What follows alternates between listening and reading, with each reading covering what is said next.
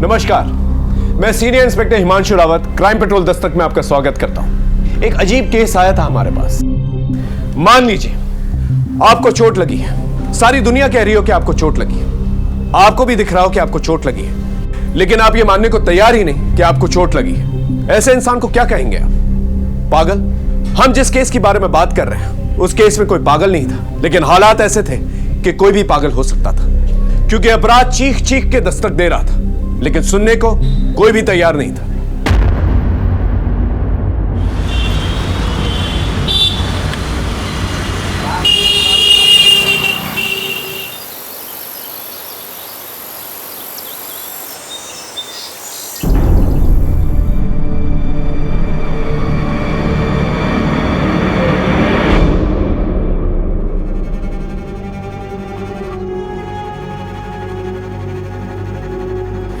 निशा, शाम को मार्केट से क्या क्या लेना है?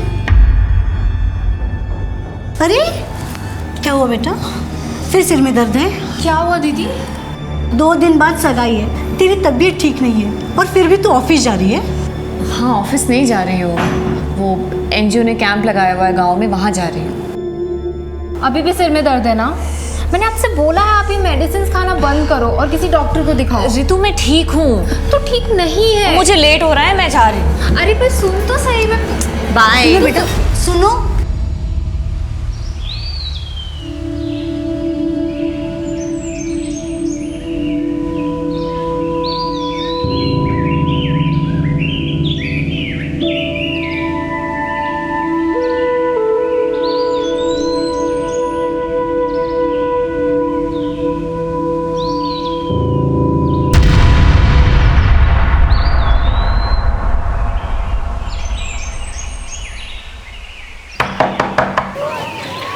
नमस्ते दीदी। कैसी हो सलमा?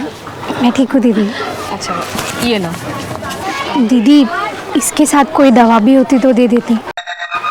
आजकल ना हमको बहुत चक्कर आ रहे हैं। सुना है कि तुम फिर से प्रेग्नेंट हो। अगर सही टाइम पे अपने पति को रोकती ना तो आज ये दिन नहीं आता सलमा। पहले से ही 3 बच्चियां हैं तुम्हारी और अब ये चौथा। अपनी सेहत पे ध्यान नहीं दोगी ना तो किसी दिन मर जाओगी। अब हम क्या करें दीदी, आप तो सब जानते ही हैं ना, और ये पहले भी। खैर आप हमारी फिक्र छोड़िए, हमें कुछ नहीं होगा, बस हमें कोई दवा दे दीजिए। ये लो, ध्यान रखना अपना।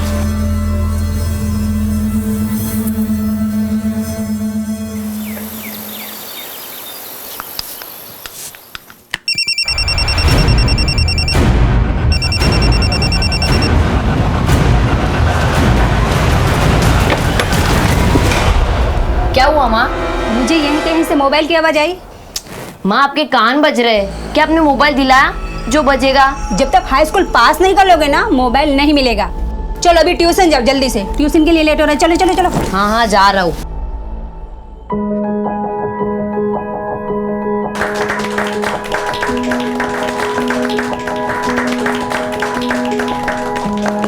कैलाश, तरुण नहीं आया? नहीं भाई, सबसे ज़्यादा तबीयत खराब थी।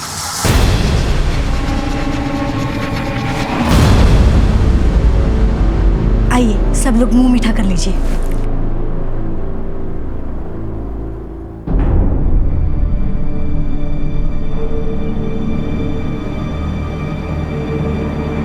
निशा, तुम ठीक हो? निशा, निशा, निशा क्या हुआ? तबीयत ठीक है ना बेटा? हाँ पानी लाना। हाँ वो बस चक्कर आ गया था। क्या कह रहा है अग्रवाल? वही बोल रहा हूँ जो ये रिपोर्ट कह रही है। निशा 1 महीने की प्रेग्नेंट है।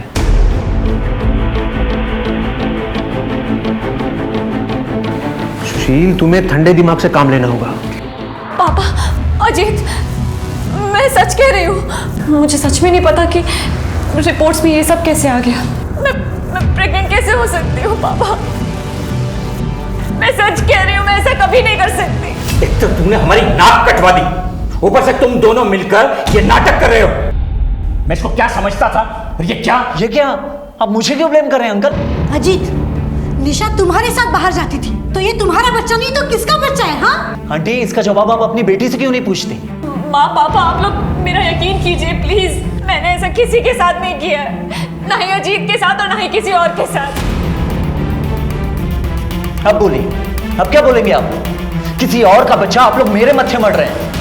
मेरी माँ तो पहले ही इस शादी के खिलाफ थी और अब तुम्हारी ये हरकतें देखकर ना मुझे तो ऐसा लग रहा है कि मैं ही बेवकूफ था जो तुमसे शादी करने जा रहा हूँ। ये क्या कह रहे हो अजीत? प्लीज मेरा विश्वास करो। विश्वास? धोखा तुमने दिया है निशा, विश्वास की बात ना करो तो ही बेहतर है। अरे शर्म आनी चाहिए तुम्हें। और अब ना मुझे तुमसे कोई रिश्ता नहीं रखा। अजीत, अजीत मेरी बात सुनो। पापा दीदी की तबीयत खराब है और वैसे भी ये भी तो हो सकता है कि डॉक्टर ने रिपोर्ट्स गलत दे दी हो। पापा तू मुझे समझाएगी क्या सही और क्या गलत? तू जानती थी ना सब इसके बारे में? बोल निशा, तू बता किसके साथ मुंह काला किया तूने? किसी के साथ नहीं पापा, आप समझ क्यों नहीं रहे? मुझे लगता है मेरे साथ किसी ने कुछ गलत किया है, हमें पुलिस में कंप्लेंट करनी चाहिए। दिमाग खराब हो गया तेरा? क्या बताएगी पुलिस को कि कोई भूत आया था और उसने ये सब किया है तेरे साथ? एक बात कान खोल के सुन ले, ये रिश्ता टूटना था, टूट गया। अब मैं और बेइज्जती बर्दाश्त नहीं करूंगा। परसों डॉक्टर का अपॉइंटमेंट है, इस बच्चे का अबॉर्शन करो और ये किस्सा यहीं खत्म करो।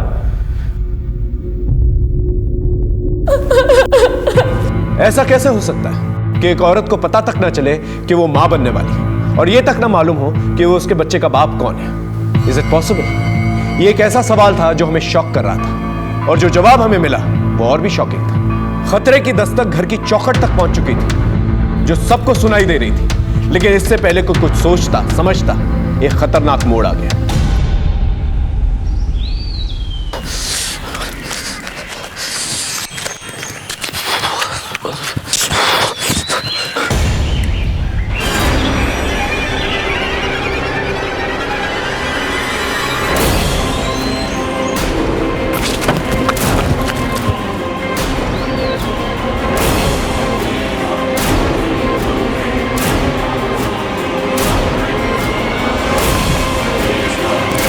चलिए हटिए हटिए।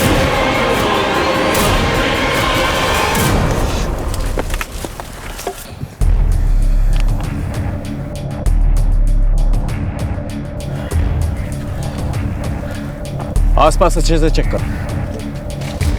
लाश को सबसे पहले किसे देखा? सर मैंने देखा सर। यहाँ क्या कर रहे थे इस वक्त? सर मैं सुबेरे हल्का होने आया था सर। सर गला घोट के मारा गया।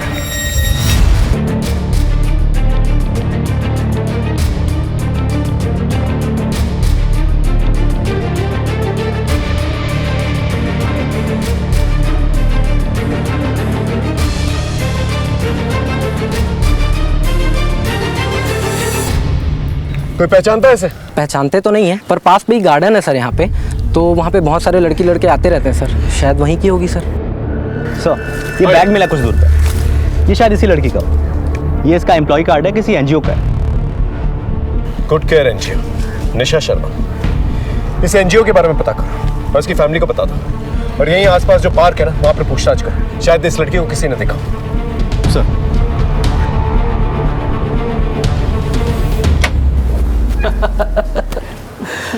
अरे सॉरी।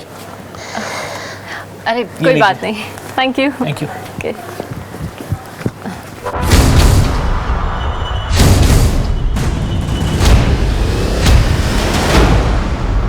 सर कल शाम को निशा घर से ये कह के निकली थी कि वो पार्क जा रही है, तो रात तक लौटी नहीं, तो मैं उसे ढूंढने गया पर वो नहीं मिली सर, इसलिए मैं घर आ गया। मुझे लगा कि वो घर आ गई होगी, उसके साथ ये सब। पार्क में क्या करने गई थी? किसी से मिलने गई थी? सर निशा बस ये कहकर गई थी कि वो पार्क जा रही है और उसने कुछ नहीं बताया। ऋतु तुम कुछ कह रही थी कि निशा की बात का किसी ने भरोसा नहीं किया, वो कौन सी बात थी? वो प्रेग्नेंट थी सर। तो सर उसकी शादी नहीं हुई थी अब तक, और उसे ये पता भी नहीं था कि उसके होने वाले बच्चे का बाप कौन है। मतलब? सर उसने ये भी कहा था कि उसने ऐसा कभी कुछ किया ही नहीं, जिसकी वजह से वो प्रेग्नेंट हो सके। तो फिर वो प्रेग्नेंट कैसे हुई? सर यही तो वो भी समझ नहीं पा रही थी। उसका कहना था कि किसी ने कुछ खिला पिला कर उससे ये सब किया है, पर हम लोग उसकी बात पे भरोसा नहीं कर पाए। हम भरोसा कर भी लेते तो कोई और करता कैसा? अजीत से उसकी शादी भी इसीलिए टूट गई। आप लोग को हमारे पास आना चाहिए था। हो सकता है कि निशा सच बोल रही थी और इस बच्चे की वजह से उसकी जान ली गई, ताकि उसके बच्चे के बाप का राज ही रह जाए। उसका कोई करीबी या कोई बॉयफ्रेंड जिस पर उसे शक हो, जो ऐसा कर सकता हो, या फिर वो किसी को बचाने के लिए झूठ बोल रही हो? दीदी की शादी होने वाली थी अजीत से। अगर उसे पता होता तो वो अबॉर्शन नहीं करा लेती चुपचाप, ना सबको पता चलने का वेट करती और ना ही अपना तमाशा बनाती। ठीक है, आप लोग जा सकते हैं।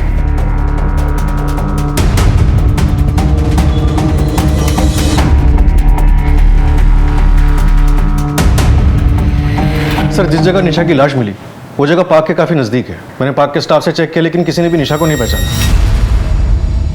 ये जगह काफी सुनसान रहती है सर। हो सकता है कि निशा को किसी ने वहां पे अकेले देखा हो, उसका फायदा उठाने की कोशिश की हो, नाकाम रहा हो और उसे मार दिया हो, क्योंकि स्ट्रगल तो हुआ था।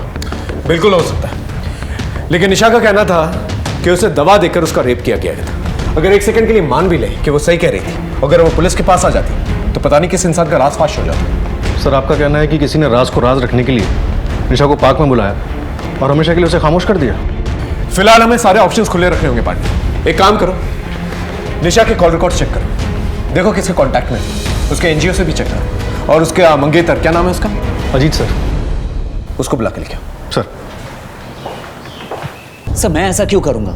और निशा के साथ मेरा कोई फिजिकल रिलेशन नहीं था, और अगर सर ऐसा कुछ होता भी तो मैं अपने ही होने वाले बच्चे को क्यों नहीं एक्सेप्ट करता?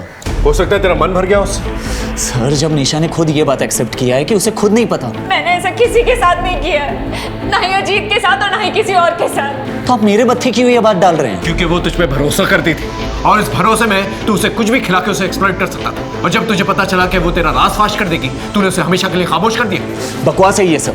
सर, मैं अपनी होने वाली बीवी के साथ सेक्सुअल असॉल्ट कैसे करूंगा? आखिरी बार कब मिला था निशा से? सब वो एंगेजमेंट के अगले दिन, जब मुझे निशा के प्रेगनेंसी के बारे में पता चला। ठीक है, अपने डीएनए टेस्ट के लिए आ जाना। अब जाओ।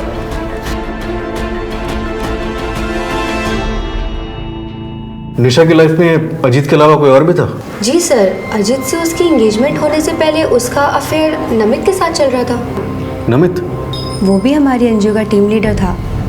1 साल के रिलेशनशिप के बाद दोनों का ब्रेकअप हो गया था। निशा की शादी का पता चलते ही उसने जॉब छोड़ दी थी। कब छोड़ी उसने जॉब? 1 महीने पहले। फिलहाल कहाँ जॉब करता पता है? जी सर।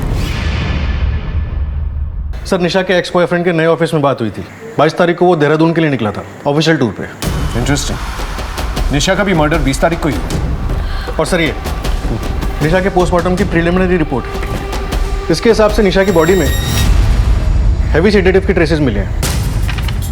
इसका मतलब निशा बिल्कुल सही कह रही थी, कोई उसे सेडेटिव्स दे के मोलेस्ट कर रहा था, तभी उसे पता नहीं चला उसके बच्चे का बाप कौन है। इस नमित को उठा के लेके आओ। और सेडेटिव्स का नाम सर्टेन होते ही उसे ट्रेस करना शुरू करो। सर, ये निशा के कॉल रिकॉर्ड्स हैं। इसमें ज़्यादातर कॉल्स तो फैमिली और ऑफिस से ही है। सर, जो निशा को लास्ट कॉल की गई थी वो पार्क के पास के गांव जैतपुर से की गई थी। किसने किया था ये कॉल? सर, ये नंबर किसी सलमा नाम की औरत के नाम पर रजिस्टर्ड है।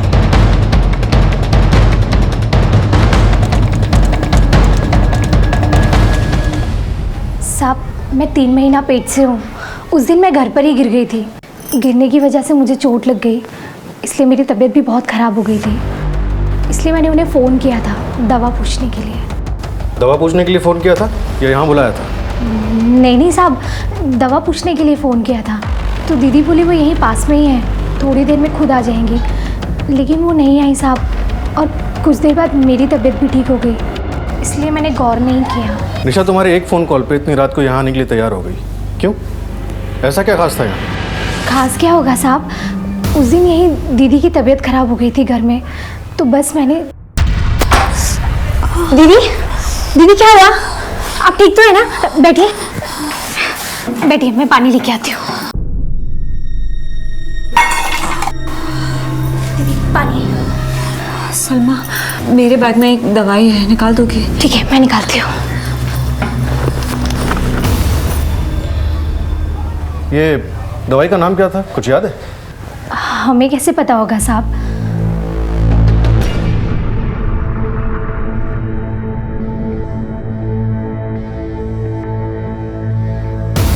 पर हाँ साहब, नीली गोली थी एक। हो सकता है सर, इस दवा के ट्रेसेस निशा की बॉडी से मिले हों। नहीं, निशा ऐसे सेडेटिव्स क्यों लेगी जो उसे बेहोश कर दे? और उसने दवाई यहाँ आकर खाई थी, और अगर वो सेडेटिव्स के बारे में जानती भी थी तो वो यहाँ खाकर यहाँ बेहोश होती। निशा के घर जाकर पता करना पड़ेगा।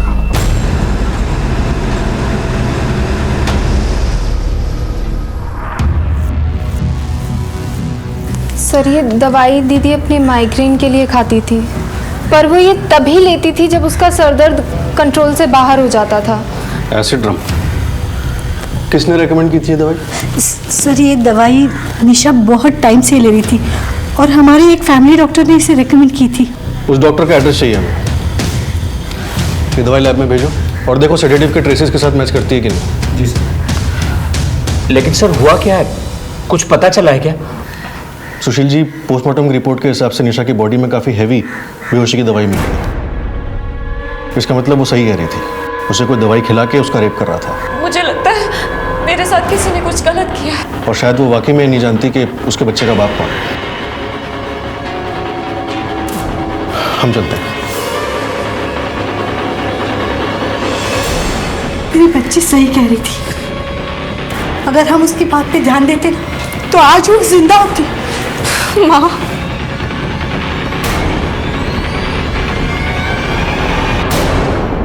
निशा जो एसिड्रम टैबलेट्स ले रही थी वो माइग्रेन की दवा है, लेकिन ये उसकी डिटेल पोस्टमार्टम रिपोर्ट के हिसाब से उसे BSG नाम की टैबलेट्स बतौर सेडेटिव दी जा रही थी। ये टैबलेट्स हॉस्पिटल में एनेस्थीसिया के तौर पे यूज़ होती हैं। इसका मतलब निशा को BSG टैबलेट्स जो है कोई जानबूझ के दे रहा था ताकि वो बेहोश हो सके, और ये काम कोई उसका अपना ही कर सकता है जिस पे वो भरोसा करती है। अगर ये सेडेटिव्स जनरल यूज़ के लिए नहीं है तो इसकी सेल और परचेज भी लिमिटेड ही होगी। एक काम करो पांडे, इस सेडेटिव्स के रिटेलर और डिस्ट्रीब्यूटर्स की लिस्ट बनाओ और पता करो कहाँ कहाँ डिस्ट्रीब्यूट किए गए। सर, हाँ यार, निशा का एक्स बॉयफ्रेंड नमित आया है। लेके आओ सर। निशा की शादी का सुनते ही नौकरी छोड़ दी और उसका मर्डर होते ही देहरादून चले गए। कोई खास वजह? कोई खास वजह नहीं थी सर, दूसरी कंपनी में प्रमोशन मिल रहा था, और रही देहरादून की बात तो वो तो पहले से ही प्री प्लान था। प्री प्लान था या प्री प्लान किया? सर आप मुझ पे गलत शक कर रहे हैं। हमारा ब्रेकअप जरूर हुआ था, लेकिन मेरे दिल में निशा के लिए ऐसा कुछ भी नहीं था। वो बहुत ही अच्छी लड़की थी। तो ब्रेकअप क्यों किया? सर वो नमित, समझ में नहीं आ रहा है क्या ना मतलब ना? एक तो तुम्हारे नखरे झेलो, ये ना करो वो ना करो, जॉब ना करो, ऊपर से ये सब। तो क्यों झेल रही हो मेरे नखरे? अगर इतनी प्रॉब्लम है मुझसे तो खत्म करो ना सब। जब रिश्तों में मिलावट आ जाए ना तो ऐसे रिश्ते खत्म हो जाना ही बेहतर है। सर रिश्ता खत्म होने के बाद मुझे अपनी गलती का एहसास हुआ और मैंने निशा से माफी भी मांगी थी, और निशा ने मुझे माफ भी कर दिया। माफी मांगकर कोई भी रिश्ता फिर से कायम किया जा सकता है, लेकिन जब तुझे पता चला कि वो प्रेग्नेंट है, तूने हमेशा के लिए उसे खामोश कर दिया। 1 साल का रिलेशन था हमारा, जब उसने मुझे तब अपने पास नहीं आने दिया तो अब क्यों आने देती? इतनी अच्छी लड़की के साथ ऐसा कौन कर सकता है? जानता है किसी को? सर जहाँ निशा की लाश मिली थी उसी गांव में हमारा 2 महीने पहले NGO का कैंप लगा था। वहां पर तूने बच्ची के हाथ में ये दिया, आके मुझसे पूछा कि अब्बू इसका क्या करते हैं? बोल, 10 साल की बच्ची है, क्या जवाब दूं इसका मैं? बोल। अरे पर लोगों में जागरूकता होना भी जरूरी है। मैडम जी, आपकी जागरूकता गई तेल लेने। अगली बार से अगर मेरी बीवी या बच्ची के आसपास नजर आई तो काट के नाले में फेंक देंगे, समझी? कौन सा गांव था? जैतपुर। ठीक है, तुम जा सकते हो। DNA टेस्ट के लिए सिविल हॉस्पिटल पहुंच जाना। हम निशा के मर्डर तक पहुंचने के लिए कड़ी से कड़ी जोड़ रहे थे और एक नाम सामने आया, जावेद। लेकिन जावेद तक पहुंचने से पहले ही एक ऐसा मोड़ आया जिसने हमें भी चक्रव्यूह में डाल दिया। अरे कोई है बाहर? दरवाजा खोलो। रितु, अरे कोई है बाहर? तुम्हें किसने बंद किया? और रितु कहाँ है? मुझे नहीं पता, मैं खुद कब से रितु का आवाज लगा रही हूँ। रितु!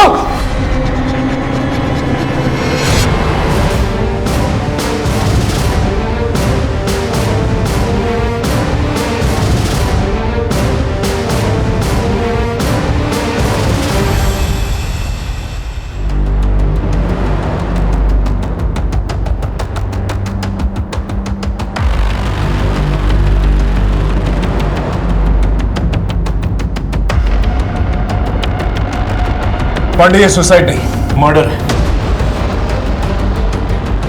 मार्क्स जो है ऊपर की तरफ नहीं बल्कि साइड में जा रहे हैं, यूं देखो, पैरेलल। इसका मतलब इसका गला घोंट के मारा गया है और फिर बाद में फांसी पे लटकाया गया ताकि सुसाइड की शक्ल दी जा सके।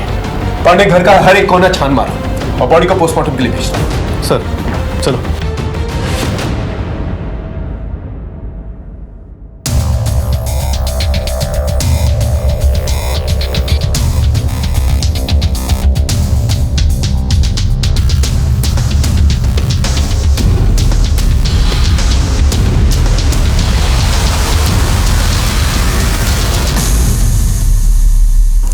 भाई साहब कैलाश, ये सब क्या हो गया भाई साहब?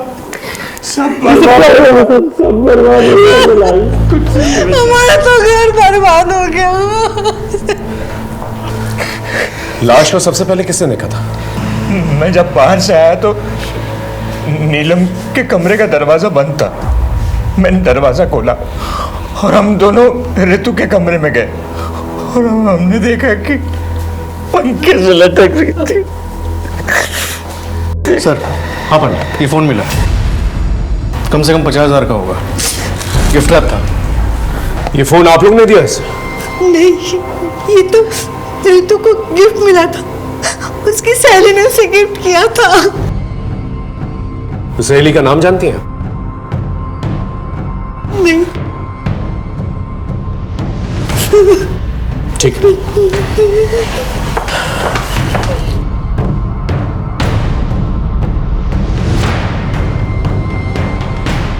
ऋतु को पूरा यकीन था कि निशा बिल्कुल सच बोल रही थी। इसका मतलब ऋतु को मालूम था कि कुछ ना कुछ हुआ है। इससे पहले वो अपना मुंह खोल पाती, उसे हमेशा के लिए खामोश कर दिया गया ताकि निशा का राज हमेशा के लिए राज ही रह जाए। पांडे मोहल्ले में पूछताछ करो, शायद किसी ने कुछ देखा। और ये भी पता करो ऋतु की ऐसी कौन सी रईस सहेली है जो उसे इतना महंगा गिफ्ट देती।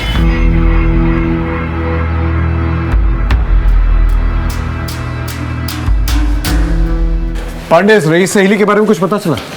वो हम पता कर रहे हैं सर, लेकिन जो फिलहाल पता चला है वो ज़्यादा शॉकिंग है। जिस जावेद ने निशा पर हमला किया था, उसे जान से मारने की धमकी दी थी, उसका इस केस से कुछ अलग ही कनेक्शन निकल कर आ रहा है। कैसा कनेक्शन? सर इस जावेद की बीवी का नाम है सलमा, और ये सलमा वही है जिसके फ़ोन करने पर निशा उस रात वहाँ पहुँची थी। मैंने कुछ नहीं किया साहब, मैंने कुछ नहीं किया साहब। बोल। बताता हूँ साहब, उसका जो है ना मेरे परिवार में बहुत ज़्यादा दखल हो गया था साहब। उसकी बातें सीख के सलमा कहती थी कि बच्चे ना पैदा करो साहब।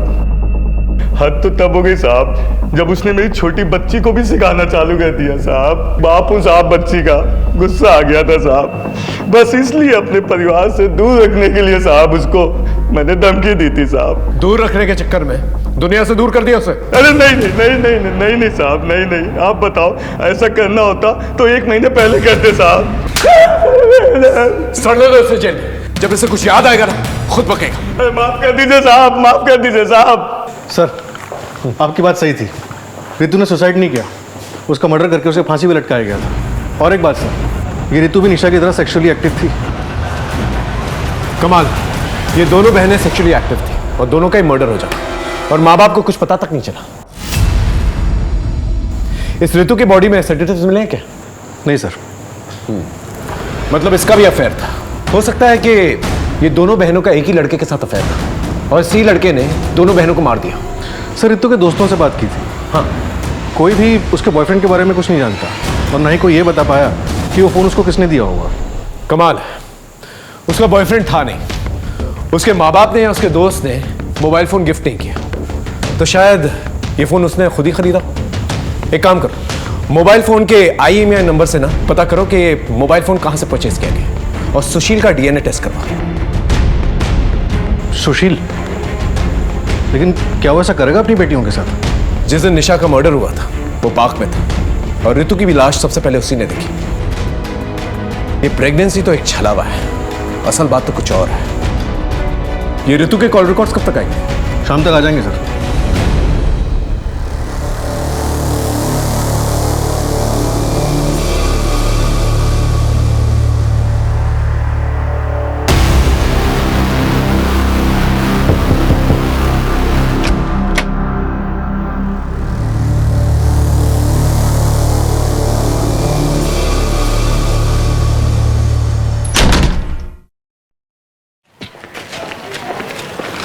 सर हाँ, निशा की तरह रितु के कॉल रिकॉर्ड से भी कुछ नहीं मिला।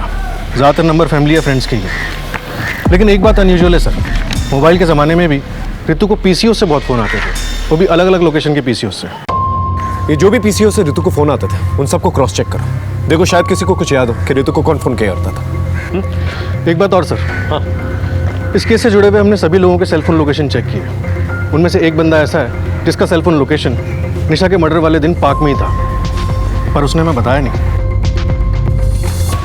बोल बोल अबे बोल। मैं बताता हूँ सर।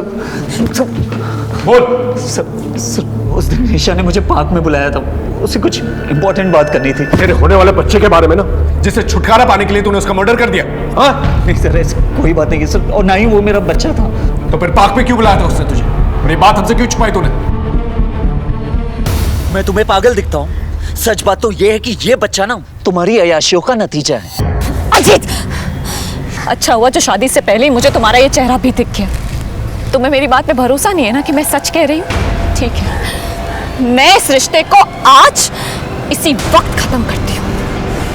हाँ ठीक है, जाओ जाओ, मुझे भी कोई रिश्ता नहीं रखना तुम्हारे साथ। सर उस दिन हमारा झगड़ा हो गया था, और अगले ही दिन जब मुझे पता चला निशा का मर्डर उसी पार्क के करीब हुआ है तो मैं घबरा गया था, इसलिए। घबराना तो वाजिब है तेरा, दो मर्डर जोड़। शहर छोड़ के कहीं नहीं जाएगा तू, समझा? अब जा। ओ नो, ये सारा खेल घर के किसी आदमी का, सुशील के घर पे नजर। और उस सेडेटिव्स का क्या हुआ?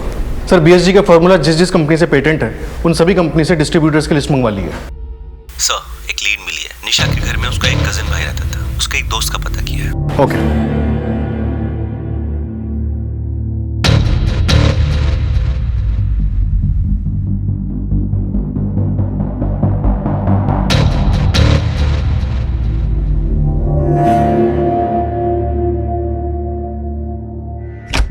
कब से आ रहा तू यहाँ पे? सर मेरा तो इस घर में आना जाना लगा ही रहता है, सारा सामान मेरे यहीं से तो जाता है। क्या हुआ सर?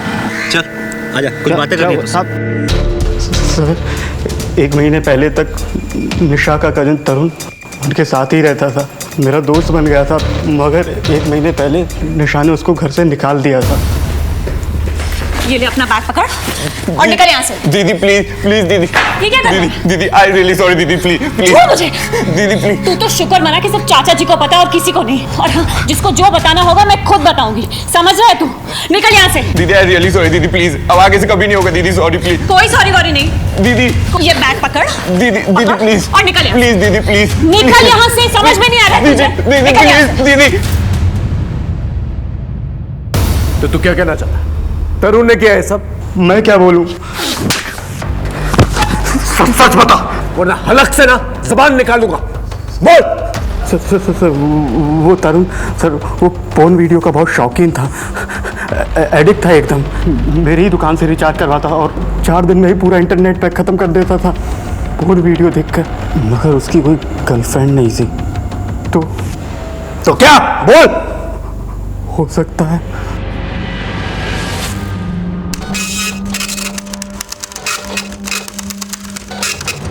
सर प्रतीक सही कह रहा था कि तरुण, इसकी इंटरनेट हिस्ट्री पॉर्न से भरी पड़ी है।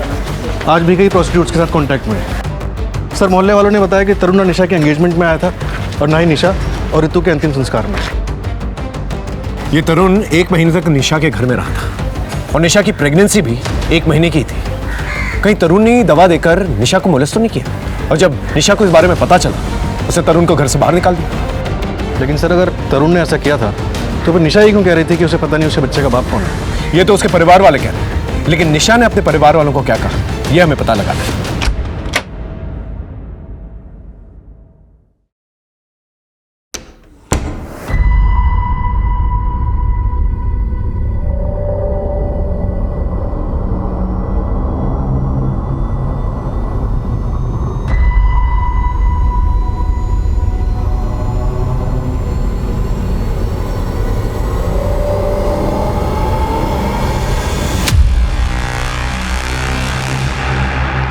झूठ बोलता है। पूरी इंटरनेट की हिस्ट्री तेरी पॉर्न से भरी हुई है, प्रोस्टिट्यूट के साथ रेगुलर कांटेक्ट में रहता है, और तू कह रहा है कि तूने कुछ नहीं किया। हाँ सर, मैं प्रोस्टिट्यूट के कांटेक्ट में हूँ। लेकिन सर ये मेरी बीमारी का इलाज है। ऐसी कौन सी नई बीमारी हुई है तुझे जिसके इलाज के लिए तुझे प्रोस्टिट्यूट के पास जाना पड़ता है? सर तरुण एक्चुअली सेक्स एडिक्ट है, इसका इलाज भी चल रहा है। डॉक्टर का कहना है कि इस एडिक्शन का सिवाय सेल्फ कंट्रोल के कोई और इलाज नहीं है। और इसीलिए सर मैं प्रोस्टिट्यूट के पास जाता हूँ सेल्फ कंट्रोल चेक करने के लिए। अपने इस एडिक्शन में किस पे हाथ डाला था, ऋतु पे या निशा पे, जिसकी वजह से निशा ने तुझे घर से बाहर निकाल दिया? नहीं सर, इसकी वजह कुछ और ही थी।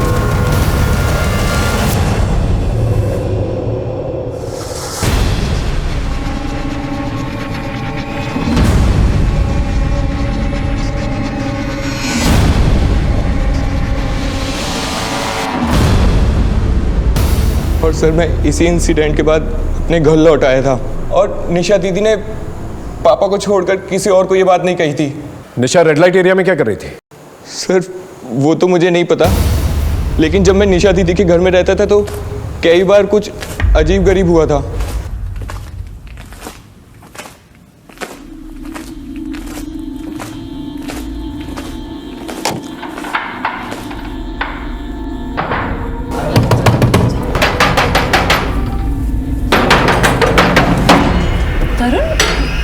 ये दरवाजा किसने बंद किया था?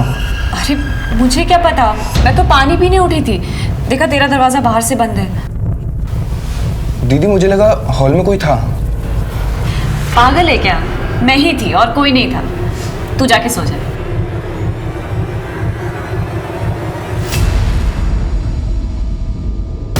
सर आई एम श्योर वहाँ कोई तो होता था। ये एक बार नहीं कई बार हुआ था। जब भी मेरा दरवाजा रात में बाहर से बंद होता था तो बाहर कोई ना कोई होता था और मेरे रूम का दरवाजा निशा दी या ऋतु में से कोई एक खोलती थी। ठीक है, तुम्हारा डीएनए टेस्ट करना होगा।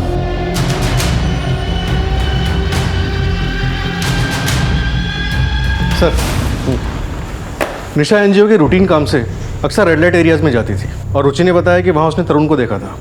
हो सकता है फैमिली की इज्जत बचाने के लिए उसने तरुण को घर से निकाल दिया।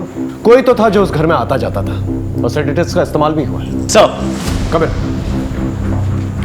सर मैं ऋतु के कॉल डिटेल्स में मिले सभी पीसीओ को क्रॉस वेरीफाई किया तो भी पता नहीं चल पाया कि ऋतु को कौन कॉल करता है। लेकिन सर 5 पीसीओ ऐसे हैं जहाँ पे ऋतु को कॉल करने के बाद किसी दूसरे नंबर पर भी कॉल किया गया था।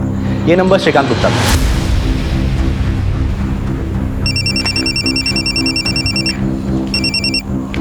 हेलो,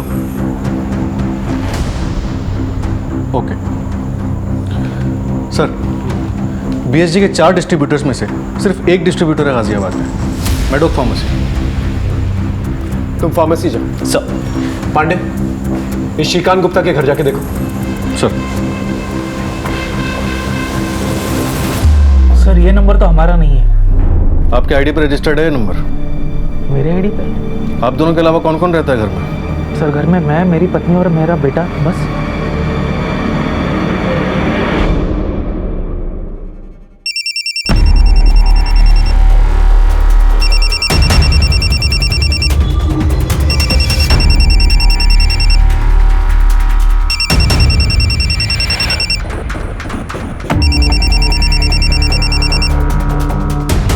ये फोन किसका है? सर फोन का तो पता नहीं, लेकिन ये बैग मेरे बेटे का है।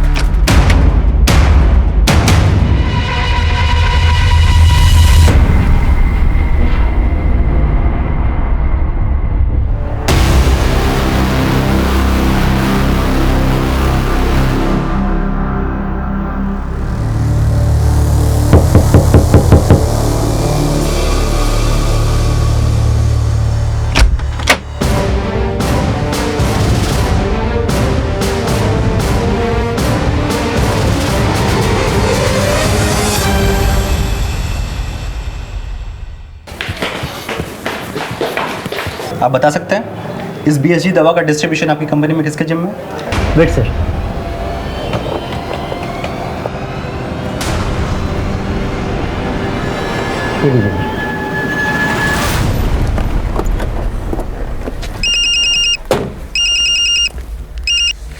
सर उस आदमी की लोकेशन ट्रेस हो गई है जिसके पास मेडोक कंपनी के बीएसजी मेडिसिन के डिस्ट्रीब्यूशन का जिम्मा था। ये आदमी हाथ से नहीं निकलना चाहिए दीपक।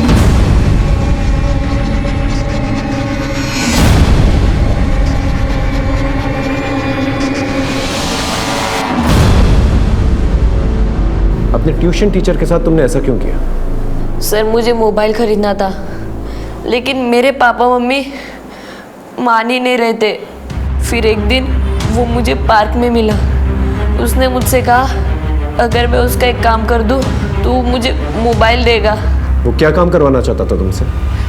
सर राहुल को उसने अपनी जाल में फंसा के मुझे ड्रग्स दिलवाए।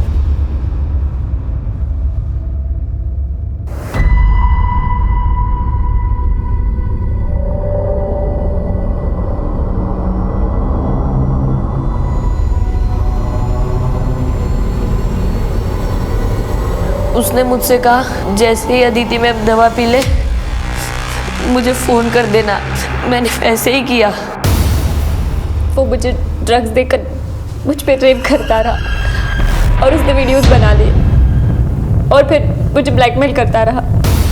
क्या नाम है उसका?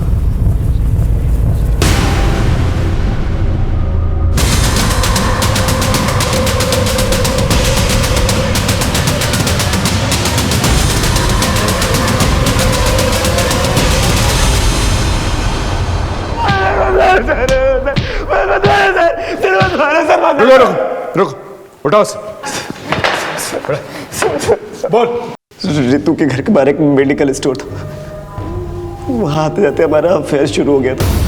मैंने मेरे और रितु के बीच के कुछ प्राइवेट मोमेंट्स के वीडियोस रिकॉर्ड के लिए थे। घर में सबके सो जाने के बाद वो सबके कमरों की कुंडी लगा देती थी ताकि कोई भी जागे तो मैं वहाँ से चला जाऊँ।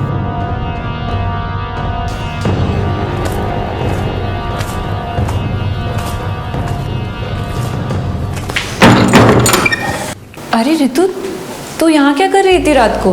मैं पानी पीने आई थी। अच्छा।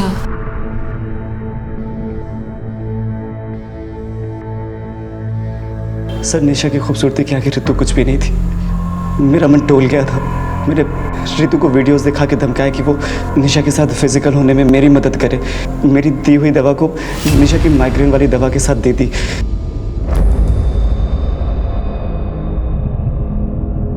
प्लीज ऐसा मत। चुप कर। वो नहीं तेरा वीडियो ना अभी तेरे बाप को भेज दूंगा। भेजू? हाँ तो चुप रहे।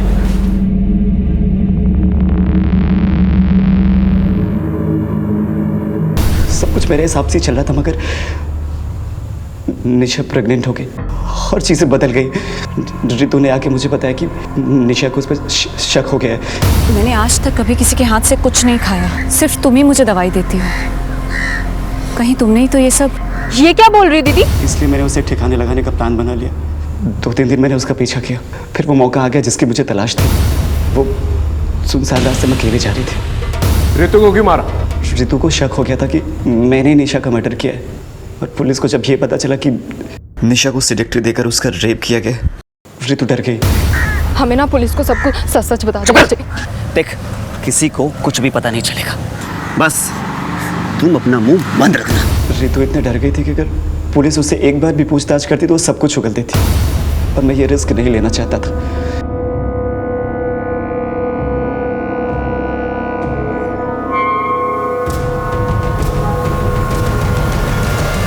निशा को फंसाने के लिए रितु को मोबाइल गिफ्ट दिया।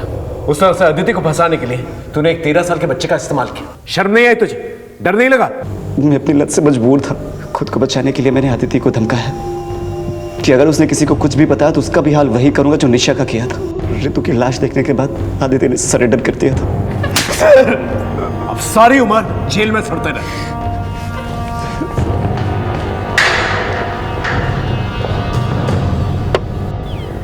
देखा आपने कितनी दस्तकें मिली। निशा का अपनी तबीयत को इग्नोर करना ये एक दस्तक थी। निशा का ये बार बार कहना कि उसे नहीं पता उसके बच्चे का बाप कौन है। मैं प्रेग्नेंट कैसे हो सकती हूँ पापा? और उसके फैमिली मेंबर्स को इस दस्तक को इग्नोर करना। निशा के माँ बाप को पुलिस की हेल्प लेनी चाहिए थी। मोबाइल फोन का सीक्रेटली इस्तेमाल करना ये भी एक बहुत बड़ी दस्तक थी। बच्चों पे नजर रखना बहुत जरूरी है, क्योंकि कोई भी उन्हें बहला फुसलाकर गलत काम करवा सकता है। अजय ने जब रितु को ब्लैकमेल करना शुरू किया तो वो पुलिस की मदद ले सकती थी, लेकिन वो चुप रही और अजय का शोषण सहती रही, और उसी चुप्पी की वजह से निशा भी अजय का शिकार बनी। हमारे आज के एपिसोड की दूसरी कहानी।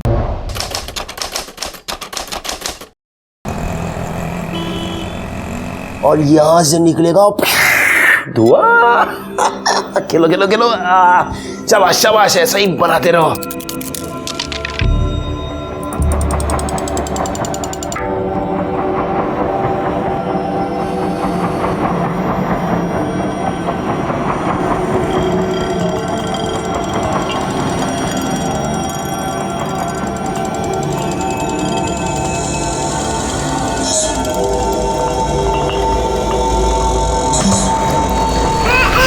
अरे रशरथ,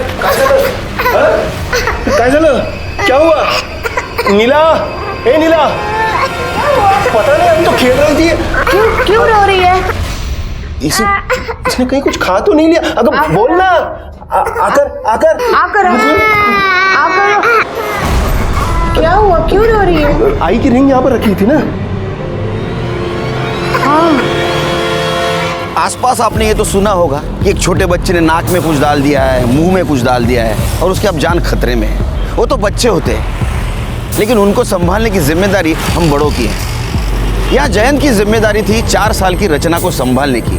उसकी लापरवाही की वजह से 4 साल की रचना ने एक डायमंड की अंगूठी निगल ली थी। क्या आप यकीन करोगे, 13 साल पहले हुई ये दुर्घटना आज बहुत बड़े जुर्म की पहली दस्तक थी।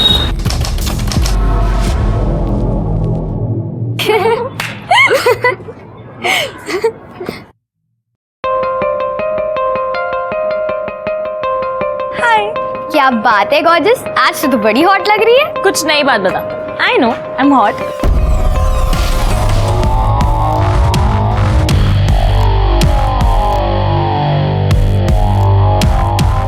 रचना जब 4 साल की थी उस वक्त उसने खेल खेल में एक डायमंड की अंगूठी निगल ली थी। अब रचना 17 साल की होशियार और ब्राइट फ्यूचर वाली लड़की थी। आप सोच रहे होंगे वो अंगूठी गई कहाँ? तो 13 साल से वो अंगूठी रचना के बॉडी में ही थी। ये है अंगूठी।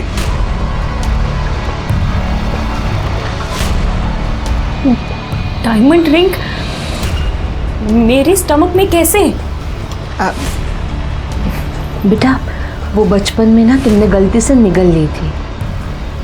डोंट वरी, उस वक्त तुम छोटी थी तो तुम्हारे ऑर्गन्स डेवलप नहीं हुए थे।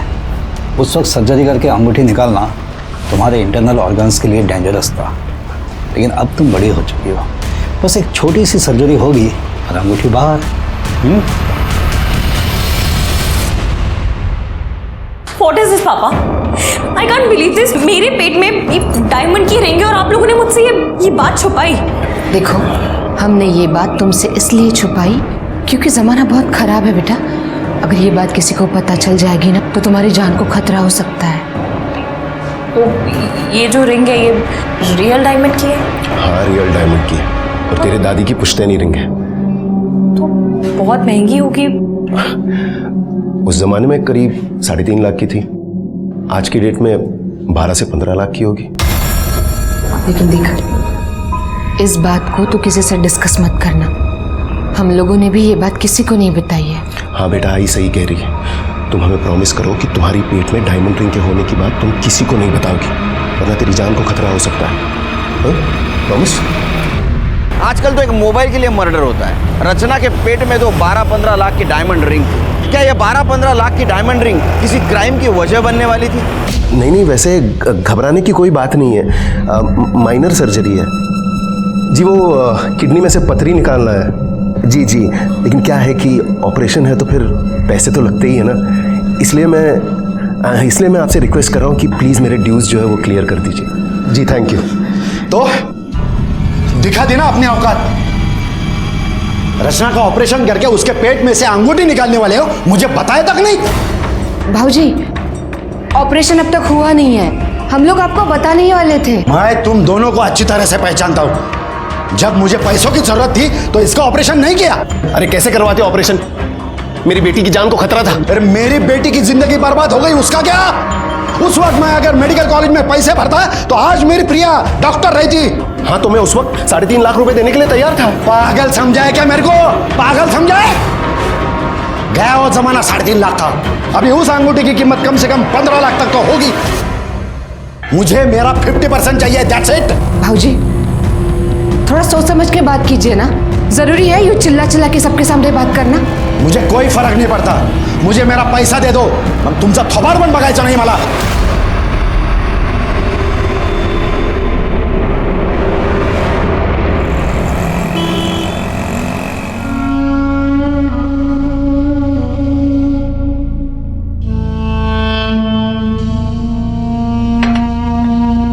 तुला माहिती है ना, शिरीष तो शुरू से ही ऐसा ही है. तू ज्यादा सोच मत. कैसे न सोचो दीदी, बता. मेरी बेटी का ऑपरेशन होने वाला है, उसकी जान को खतरा है, मगर किसी को कुछ नहीं पड़ी है इस बात की. सबको बस इसी बात की पड़ी है कि उस अंगूठी की कीमत कितनी होगी. तुम मत परेशान हो, चाय पी ले. हाँ, सब ठीक हो जाएगा. मुझे ना ये विपिन बिल्कुल पसंद नहीं है. एक नंबर का फ्लर्ट है. तू ना इसके बारे में ज़्यादा सोचा मत कर. अरे चिल कर, मैं नहीं सोच रही हूँ. काम कर, तू उसके बारे में ज़्यादा मत सोच. अच्छा चल, मैं निकलती हूँ, मुझे जाना है. चल ठीक है, बाय.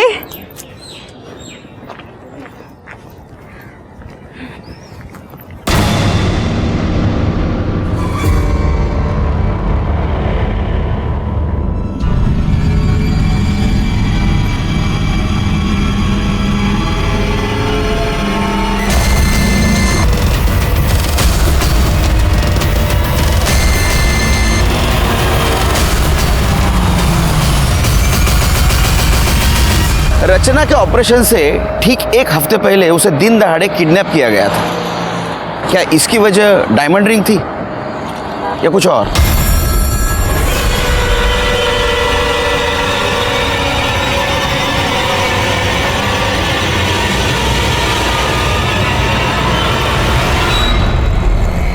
हाँ, निकालो निकालो, कुछ अच्छा बना खाना खाने के लिए. हाँ नहीं, हाथ से बनाओ, होटल में से मत मंगाओ. सर हमें आपकी हेल्प चाहिए सर. सर प्लीज हमारी मदद कीजिए. क्या हो?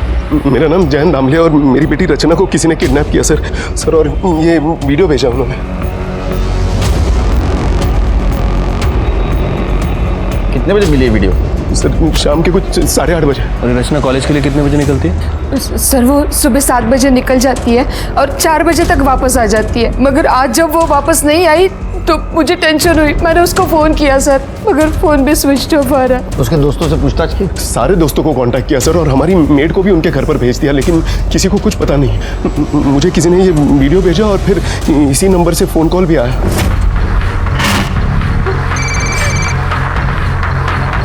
हेलो, बेटी का वीडियो देख लिया?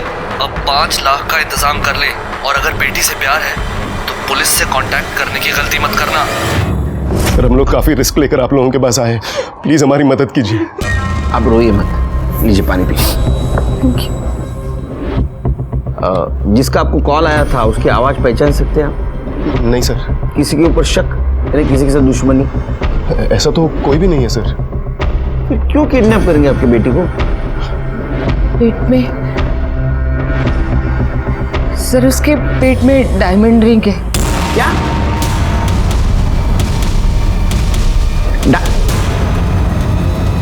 रियल?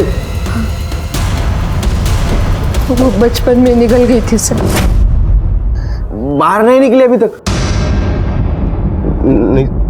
तो उसको कुछ नहीं हुआ अभी तक? नहीं सर, जब बचपन में रचना ने रिंग को निगल लिया था हम उसे डॉक्टर के पास लेके गए थे, लेकिन इस वक्त डॉक्टरों ने सर्जरी करने से मना कर दिया और इतने सालों तक कुछ हुआ भी नहीं. लेकिन अब जाकर उसे उल्टियाँ होने लगी तो डॉक्टर के पास नहीं ले गए? ले गए थे ना सर, और अगले हफ्ते ही उसका ऑपरेशन होने वाला था और हम उस रिंग को निकालने वाले थे. ये अच्छा, ये बात किस किस को पता है उसके पेट में डायमंड रिंग है? सर हमारे फैमिली डॉक्टर शिंदे को, हमारी मेड रानी को और नीला की बहन रमा को. शिरीष भाऊजी और कविता बहनी का भी तो नाम लो ना. हाँ लेकिन वो तो डायरेक्ट फैमिली हुए ना, और वो रचना का किडनैप क्यों करवाएंगे? और वैसे भी जितना रिंग हमारा है उतना उनका भी है. जितना रिंग तुम्हारा है उतना उनका कैसे होगा? सर वो रिंग मेरी खुद की नहीं थी, वो मेरी माँ की पुश्तैनी रिंग थी. क्या कीमत होगी रिंग की? सर आज की डेट में 15 लाख से कम नहीं होनी चाहिए. 15 लाख? जी सर, रिंग की कीमत है 15 लाख और रैंसम के लिए सिर्फ मांगे गए हैं 5 लाख. किडनैपर इतने पागल नहीं है, वो तो 20-25 लाख आराम से मांग लेंगे. इसका मतलब किडनैपर को पता नहीं है उसके पेट में डायमंड रिंग है। उन्होंने तो सिर्फ 5 लाख ही मांगे। आप शिर्के के पास डिटेल में रिपोर्ट लिखवा दीजिए और आप दोनों का मोबाइल नंबर देना। जी सर। उसे हम सर्विलेंस पे डालेंगे। अगर वो किडनैपर का वापस फोन आया तो हमें पता चलेगा, उसको हम पकड़ सकेंगे। सर कुछ भी करके मेरी बेटी को बचा लीजिए सर। फिक्र मत करो। देख, शांति से रह, चिल्लाने से कोई फायदा नहीं है। हमें हमारे पैसे मिल जाने के बाद हम छोड़ देंगे तेरे को। क्यों किडनैप किया, किसके कहने पे किया है? तेरा ही कोई जान पहचान वाला है, उसी ने सुपारी दी है तुझे उठाने की। कौन है? सोचती बैठ, रात अच्छे से कटेगी। चल रहे। प्लीज खोल दो प्लीज, अरे छोड़ दो please. Happy rose day. Thank you, you too happy rose day. हाँ thank you. Vipin Vipin Vipin, hi, happy rose day. Really क्या सोचा तुमने कि एक रोज देके तुम मुझे पटा लोगी? You know Gunjan, my ex girlfriend, उसने मुझे लास्ट रोज डे पे ये गोल्डन कलर की वॉच दी। गुंजन ने तुम्हें गोल्ड कलर की वॉच दी थी, मैं तुम्हें रियल डायमंड दे सकती हूँ, वो भी 15 लाख की।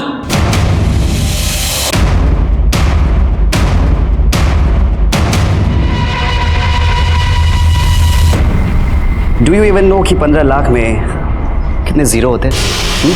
ये तुम्हारी रिंग ना 15,000 की भी नहीं है। और ये चीफ स्टफ अपने पास रखो। डायमंड की रिंग मेरे फिंगर में नहीं, मेरे स्टमक में है, जो कि बहुत जल्दी निकलने वाली है। और 15 लाख में कितने जीरो होते हैं ना, ये मुझे अच्छे से पता है। Do you know what, you really don't deserve it. और तुम्हारी और गुंजन की रिलेशन की रियलिटी ना मुझे बहुत अच्छे से पता है।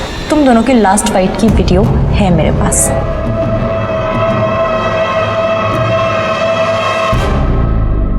मुझे उस दिन वो रिंग वाली बात नहीं बोलनी चाहिए थी, पापा ने स्ट्रिक्टली मना किया था। तुम हमें प्रॉमिस करो कि तुम्हारी पेट में डायमंड रिंग के होने की बात तुम किसी को नहीं बताओगी। काव्या, जब रचना की किडनैपिंग हुई तुम उसके साथ थी ना, तो तुमने तो किडनैपर्स को देखा होगा। नहीं सर, उसका घर ना अलग डायरेक्शन में है और मेरा घर अलग डायरेक्शन में, इसीलिए मैं अलग डायरेक्शन में चली गई थी। अच्छा, हमने सुना है कि तुम रचना की बेस्ट फ्रेंड हो, तो रचना की इस कॉलेज में किसी कोई दुश्मनी, कोई झगड़ा, कुछ पता है तुम्हें? झगड़ा टाइप्स तो नहीं हुआ था, लेकिन उससे ना विपिन पे हैवी वाला क्रश था। विपिन? किस टाइप का लड़का है ये विपिन? बहुत ही एरोगेंट और एक नंबर का फ्लर्टियस है, लेकिन उसने रचना को रिजेक्ट कर दिया था।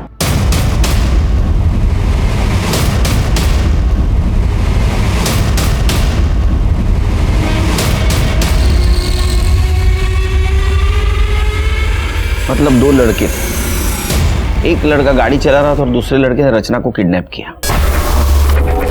लेकिन ये फुटेज में नंबर साफ साफ नहीं दिख रहा है। अगर ये गाड़ी का नंबर साफ साफ दिख जाता तो केस यहीं सॉल्व हो जाता सर। पता चल जाएगा शिव। एक काम करो, इस रूट पे जितने भी सीसीटीवी है उसका फुटेज चेक करो, उसमें नंबर भी कैप्चर हुआ होगा और ये कौन से रूट पे गया वो भी पता चल जाएगा। वैसे सर मैंने इस गाड़ी की डिटेल्स पेट्रोलिंग टीम को शेयर कर दी है। अगर ये कोई सिक्योरिटी चेक या टोल नाका क्रॉस करने की कोशिश करेंगे तो वहीं पकड़े जाएंगे। अच्छा, इस रचना का फोटो और रैंसम कॉल जिस नंबर से आया था उसका कुछ पता चला? हाँ सर, उस आदमी की डिटेल्स तो मिल गई है, लेकिन उस आदमी का कहना है कि कुछ दिन पहले उसका मोबाइल चोरी हो गया था और उसने उसकी FIR रिपोर्ट भी करवाई थी। फिर से कोई रैंसम कॉल? नहीं सर, वैसे हमारी एक टीम उसे कंटिन्यू मॉनिटर कर रही है। ये रचना के कॉल डिटेल्स और मोबाइल लोकेशन का क्या हुआ? सर, फ़ोन कंपनी जल्दी उसका डेटा हमसे शेयर करेगी। वैसे अभी तक हमारे पास जो डेटा है उसके हिसाब से रचना को 1:35 पर किडनैप किया गया और तकरीबन 1:37 पर उसका फ़ोन स्विच ऑफ हो गया। पता नहीं शिरके, मुझे ये मैटर कॉलेज का कम और डायमंड और फैमिली का मैटर ज़्यादा लगता है। एक काम कर दे कि रचना के माँ बाप से मिलकर ये डायमंड की हिस्ट्री डिटेल में पता कर दे। तुम फिर आ गई। तुम्हें कितनी बार कहा कि मुझे तुम्हें कोई इंटरेस्ट नहीं है, समझी? देखो, मुझे भी तुम में कोई इंटरेस्ट नहीं है और ना ही कोई क्रश है तुम पे। गुंजन मेरी बहुत अच्छी फ्रेंड थी और उसने मुझे तुम्हारे बारे में सब कुछ बताया है। बस इसलिए तुमसे दोस्ती करके तुम्हें एक्सपोज करना चाहती थी। लिसन, तुम्हें जो करना है वो करो, समझी?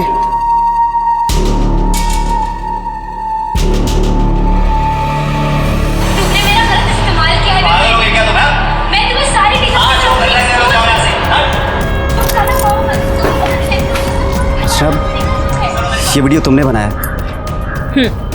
देखो, ये वीडियो ना डिलीट कर दो। गुंजन ना मुझ पे हमेशा झूठे एलिगेशंस लगाती थी, और कोई भी वीडियो देखेगा ना मुझे ही कल्प्रिट समझेगा। तो प्लीज़ ये वीडियो डिलीट कर दो। लिसन, तुम जो कहोगी मैं करूँगा।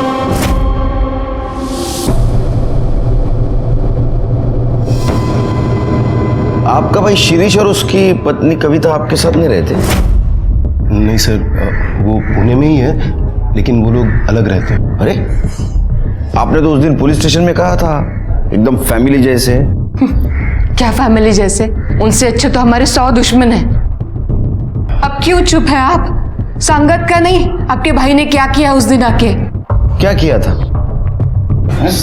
सर, वो शिरीष दादा को जब रचना के ऑपरेशन के बारे में पता चला तो वो हमारे घर आया और हमसे लड़ने लगा। और किस बात का 50 टक्का भाऊजी? हाँ, 13 साल से मेरी बेटी दर्द में है, तेव्हा नाही आली तुम्हाला आठवण? हाँ, आणि आज जब ऑपरेशन की बात निकली तो दौड़े दौड़े चले आए। समझा दे इसको, बीच में ना बोले, समझा दे। नाहीतर काय? काय? नाहीतर मी स्वतः तिचं पोट फाडेन और अंगूठे निकालूंगा। क्या बोल रहे हो? तो क्या कर रहे हो? और नीला हाथ घेऊन जा। छोड़ो, तो क्या कर रहे हो? मेरे घर से निकलो अभी, निकलो यहाँ से।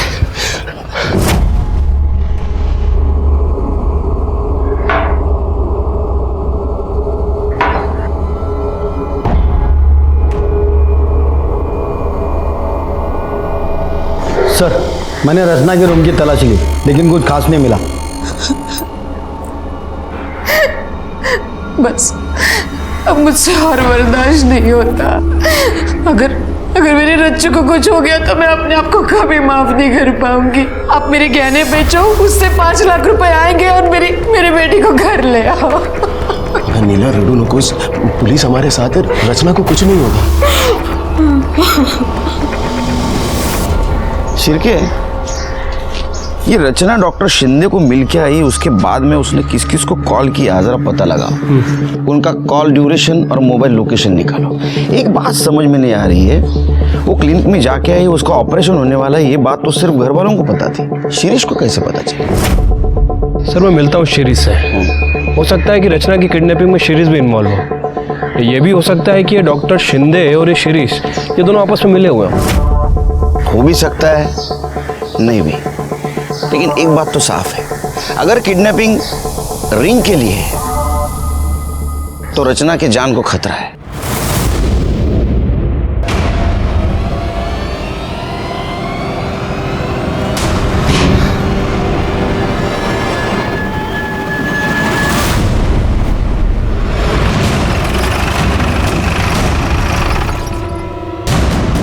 चाय लीजिए।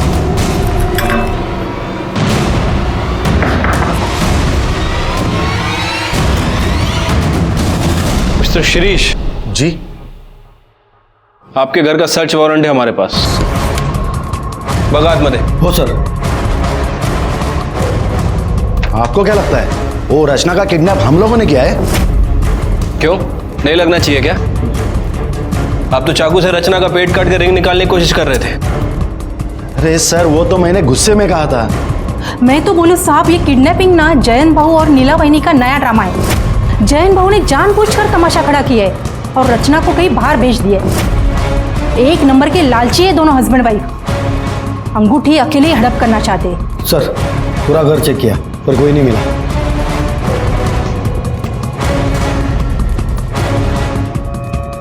परसों 1 बजे से 3 बजे के बीच कहाँ थे आप? यहीं पे थे सर, घर पे ही थे।